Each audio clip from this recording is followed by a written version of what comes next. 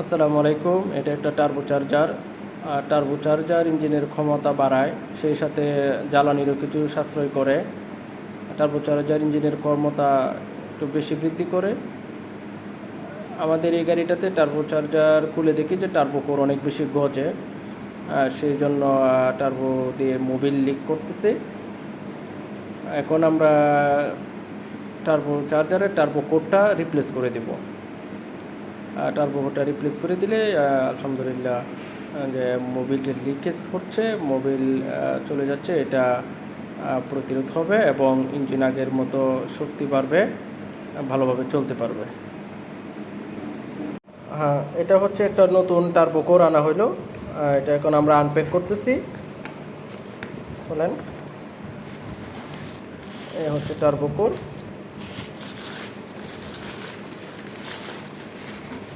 এই হচ্ছে অবস্থা। আগেরটার মধ্যে দেখছিলাম যে আমরা টার্বো কোর অনেক বেশি গজে, হ্যাঁ, কিন্তু এটাতে এক চুলো গজে না। ঠিক আছে, ওইটা বেশি গজতো, এই জন্য এটা দিয়ে মোবিল লিক করছিল। হ্যাঁ, এটার যে ইম্পেলার সব কিছু আলহামদুলিল্লাহ ভালো, স্মুথলি ঘুরতেছে। এটা আমরা এখন গাড়িতে সেট আপ করে দিব। চলেন, এটা হচ্ছে টার্বো কোরের বডি। এটার মধ্যে এখন আমরা টার্বো কোরটা সেট আপ করে দেব।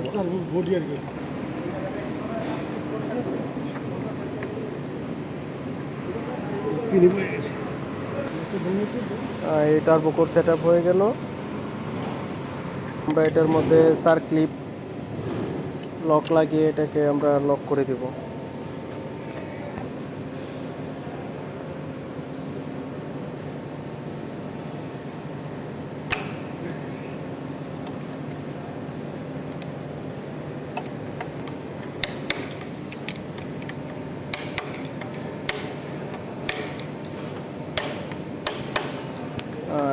এই টার্বো চার্জার ইঞ্জিনের শক্তি বাড়ায় দেয়।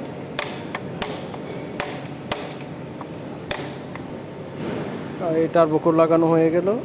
এখন আমরা এটা গাড়িতে সেট আপ করে দেব। আর এটা দিয়ে মোবিল আসে, এটা দিয়ে বের হয়, এটা দুটোই কানেক্ট করা হচ্ছে।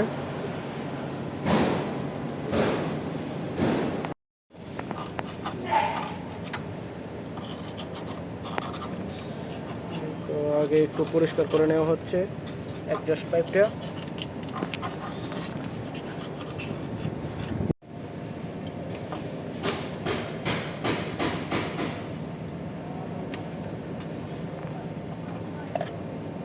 টার্বো চার্জার ফিটিং করা হচ্ছে গাড়িতে।